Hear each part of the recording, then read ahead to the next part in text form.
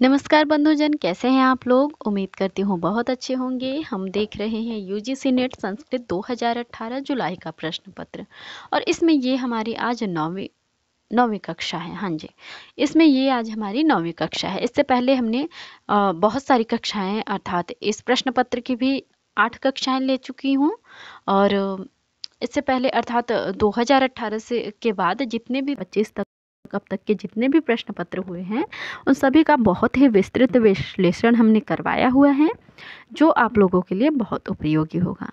और यदि आप लोग पहली बार चैनल पर हमारा वीडियो देख रहे हैं तो जाएं और प्लेलिस्ट में हमने सारी वीडियोस की प्लेलिस्ट बना दी है, वहाँ से देखें। उम्मीद करती हूँ आप लोगों को बहुत लाभ होगा। तो चलिए प्रश्न शुरू करते हैं बहुत विलंब न करते हुए। 71 नंबर प्रश्न।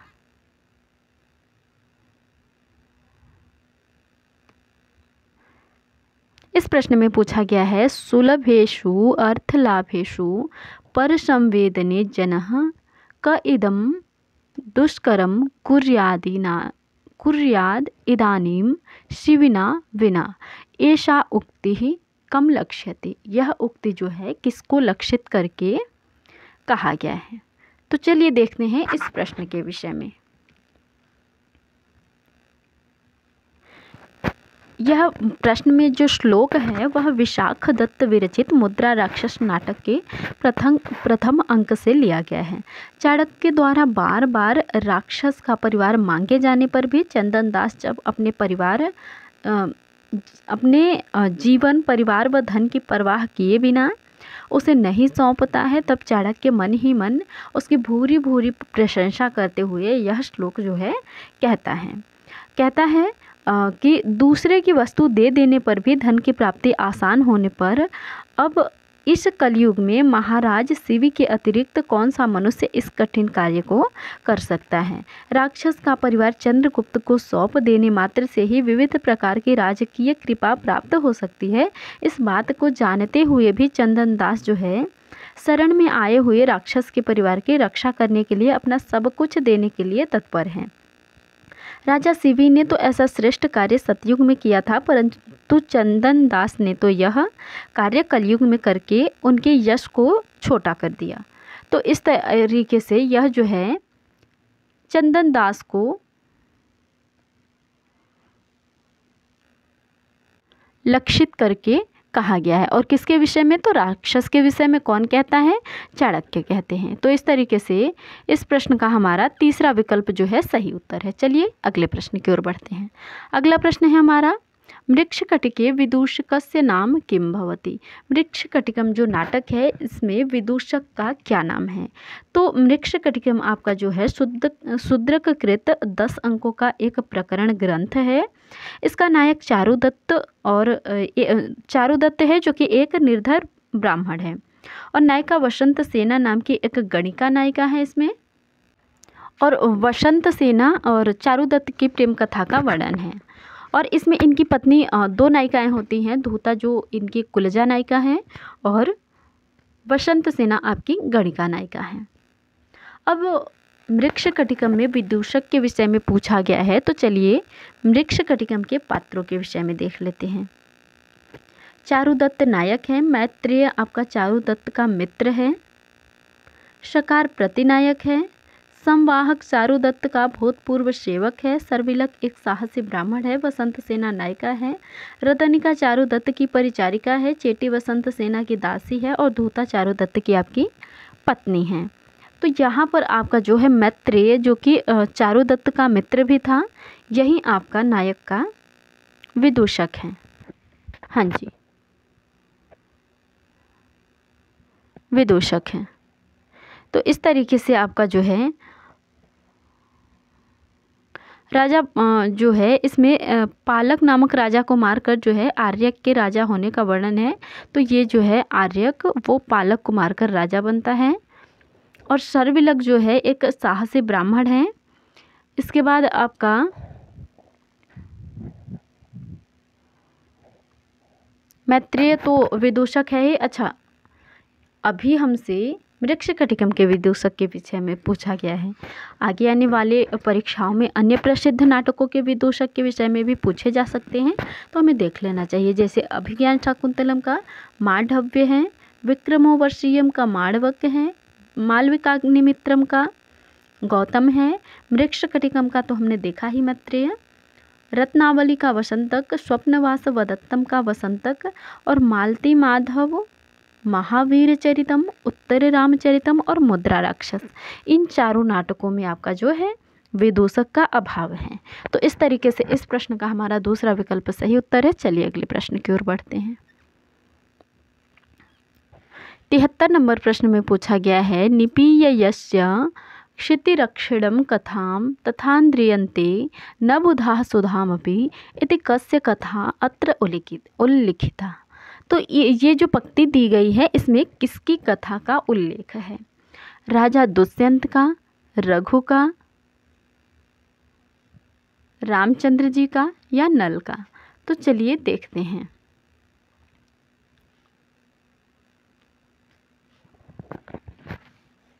महाकवि श्रीहर्ष द्वारा विरचित बृहत्त्रय के अंतर्गत परिगणित नैषधीय चरितम महाकाव्य के प्रथम सर्ग में श्लोक जो है इस तरीके से महाराज नल की कथा का वर्णन किया गया है और उसके प्रसंग में यह श्लोक जो है आया हुआ है। तो इस प्रश्न का हमारा सही विकल्प डी अर्थात चौथा हो जाएगा। तो इस प्रश्न में कहा गया है कि जिस पृथ्वी पालक की कथाओं का भली भांति आस्वादन कर विद्वान लोग अमृत रस का भी वैसा आदर नहीं करते, अपने यश समूह को शुभ क्षत्र बनाने वाले तथा बड़े उत्सव वाले वे नल तेजों की राशि हुए। इस तरीके से इस प्रश्न का हमारा चौथा विकल्प जो है सही उत्तर है। चलिए अगले प्रश्न की ओर बढ़ते हैं।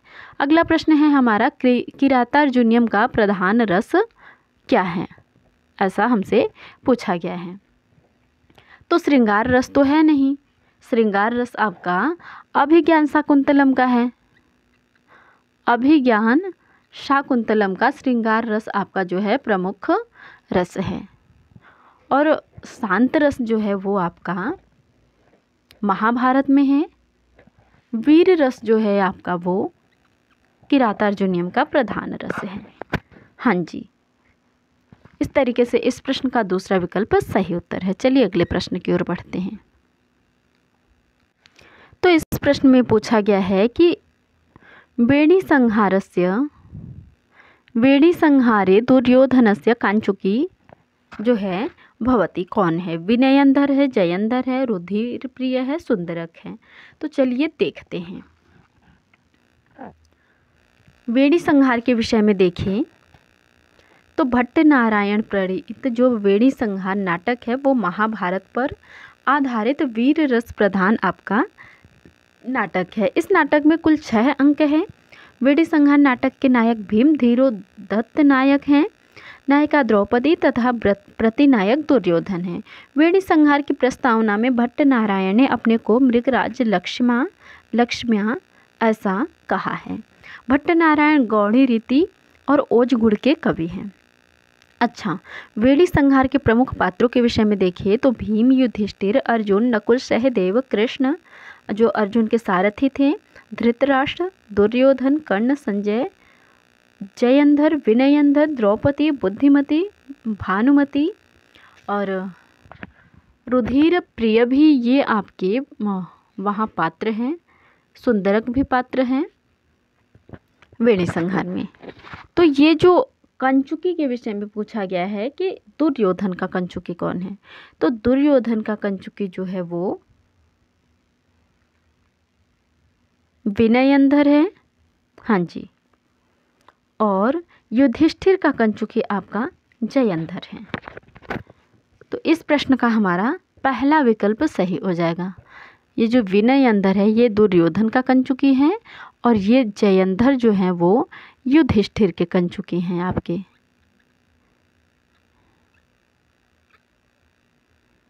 युधिष्ठिर के कंचुकी आपके जयंधर हैं। तो इस तरीके से हमारा इस प्रश्न का पहला विकल्प सही उत्तर है।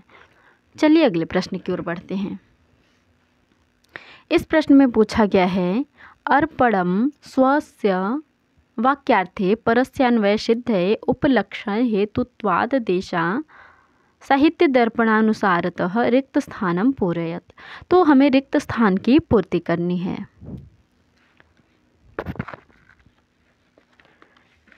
तो साहित्य दर्पण से पूछा गया है प्रश्न।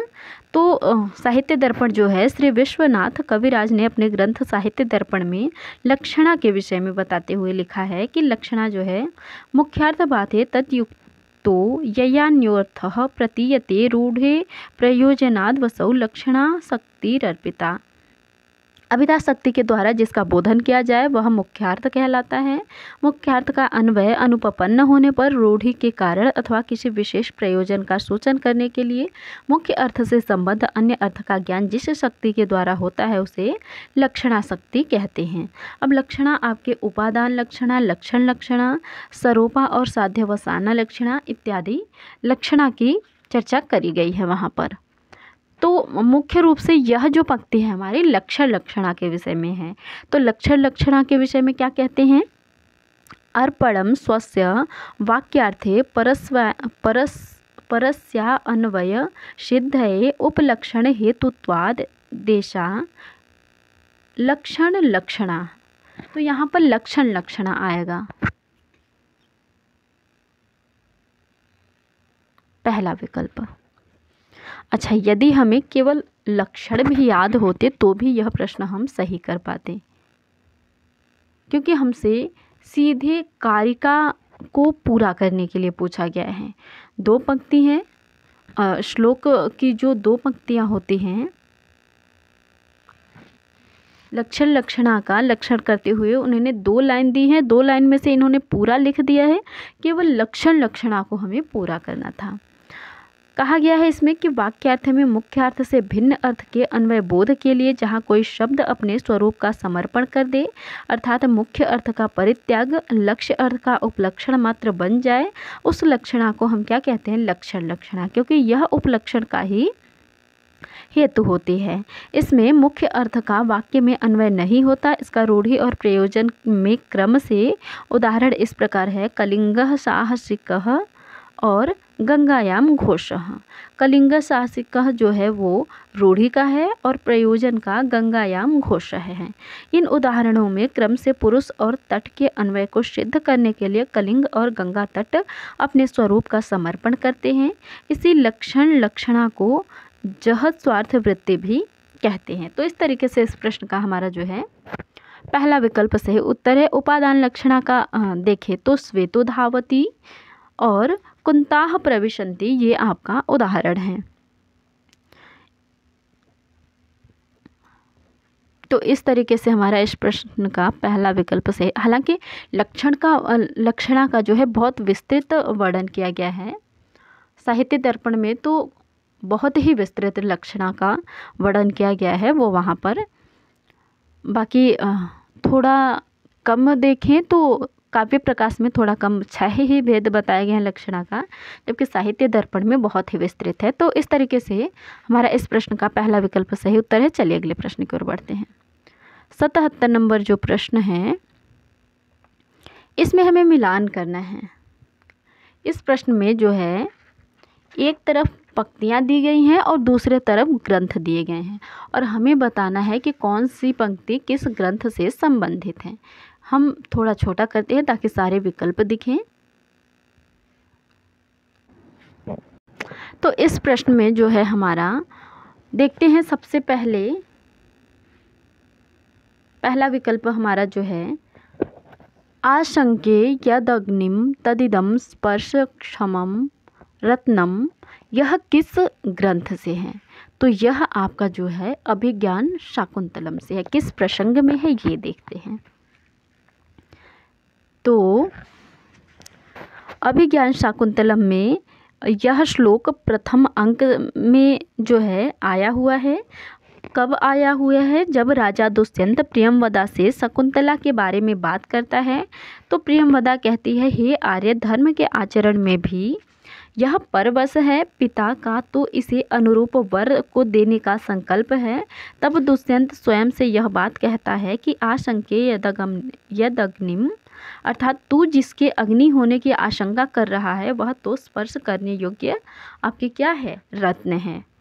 तो इस तरीके से हमारा इस प्रश्न का तीसरा विकल्प अर्थात ए को तीसरे से मिलाएंगे और बी जो है अल्प क्लेशम मरणम दारिद्रम अनंतकम दुखम, ये आपका मृक्षकटिकम से है। दूसरे को चौथे से मिलाएंगे, पहले को तीसरे से, दूसरे को चौथे से, अर्थात बी विकल्प इस प्रश्न का सही उत्तर है। फिर भी हम सारे विकल्प देख लेते हैं एक बार। तो चारुदत्त जो है इस श्लोक में कहते हैं प्रथम अंक में ही, जब विदूषक चारुदत्त से पूछता है हे मित्र, मृत्यु और निर्धनता में तुम्हें कौन सी वस्तु अच्छी लगती है, तो इसी का जवाब देते हुए चारुदत्त कहते हैं कि मृत्यु में थोड़ा सा कष्ट है, किंतु निर्धनता कभी न समाप्त होने वाला दुख है। तो इस तरीके से यह मृक्षकटिकम का है। और ये जो गजेंद्राश्च नरेंद्राश्च प्रायः सीदंति दुखिताः, यह जो है विशाख दत्त से है, विशाख दत्त रचित मुद्रा राक्षस से है। इसमें कहा गया है कि स्वयं राज्य तंत्र आदि भार से घिर कर राज सुख का भोग कर रहे राजा लोग तथा मत्तहस्ती स्वभाव से बलशाली होकर भी प्राय क्या होते हैं, दुखी और खिन्न रहते हैं, ऐसा कहा गया है। और चतुर्थ डी विकल्प जो है आनीय झटिति घटयति विधिर अभिमत अभिमुखी भूतः, ऐसा रत्नावली में पाया जाता है। यह श्लोक जो है महाकवि हर्ष विरचित नाटक रत्नावली के प्रथम अंक से लिया गया है। इस श्लोक में सूत्रधार जो है नदी के द्वारा पुत्री के विवाह की चिंता के विषय में कहता है कि अनुकूल भाग्य दूसरे द्वीप से की जा रही जल निधि के बीच में तथा दिशाओं के अंतिम छोर से भी इष्ट वस्तु को शीघ्र लाकर मिला देती हैं। तो इस तरीके से इसका हमारा पहला विकल्प सही हो जाएगा। तो इस प्रश्न का दूसरा विकल्प हमारा सही उत्तर है। चलिए अगले प्रश्न की ओर बढ़ते हैं। 78 नंबर प्रश्न। इस प्रश्न में पूछा गया है कि लोहेभ्यः कठिनतरा खलु स्नेहमया बंधन पाशाः इति हर्षचरिते कस्य मनसि समजायत। तो महाकवि बाणभट्ट द्वारा रचित हर्षचरितम आख्यायिका ग्रंथ के पंचम उच्छ्वास में हर्षवर्धन की कथा का वर्णन करते हुए कहते हैं लोहेभ्य कठिनतरा खलु स्नेहमयाः बंधन पाशाः।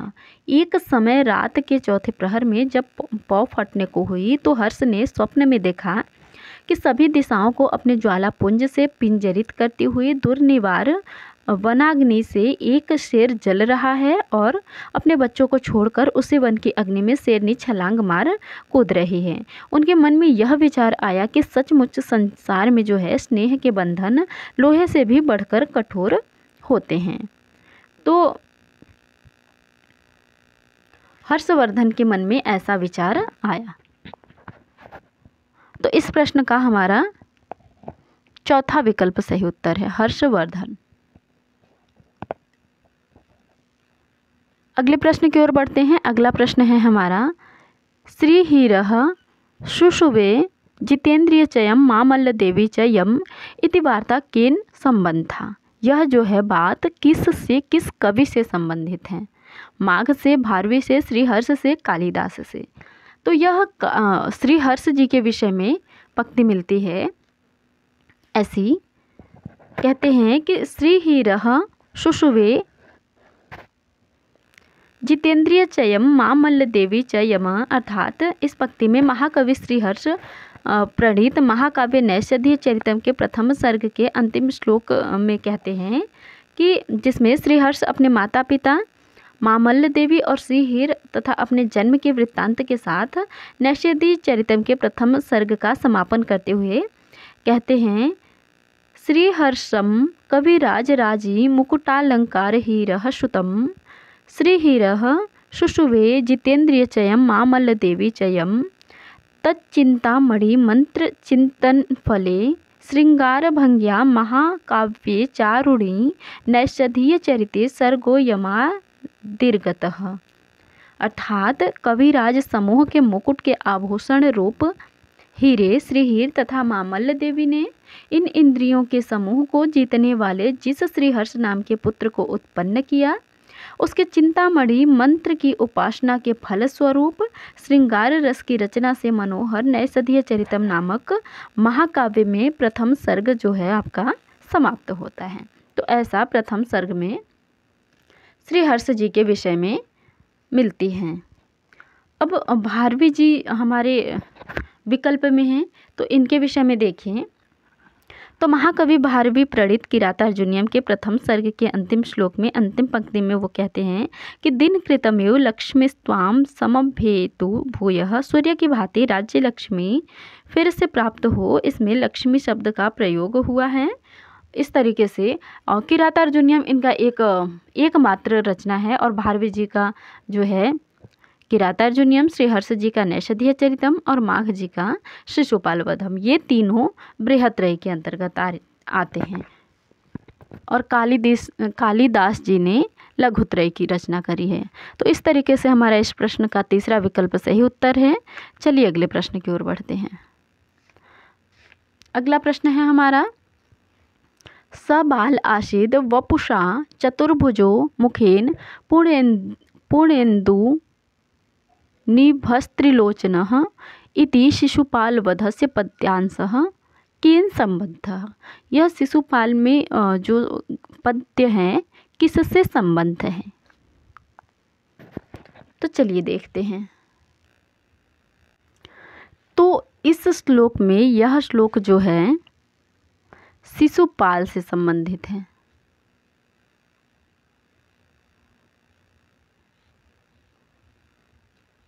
हाँ जी, शिशुपाल से संबंधित है। अब देखते हैं कि इस श्लोक में जो है क्या कहा गया है, किस तरीके से है।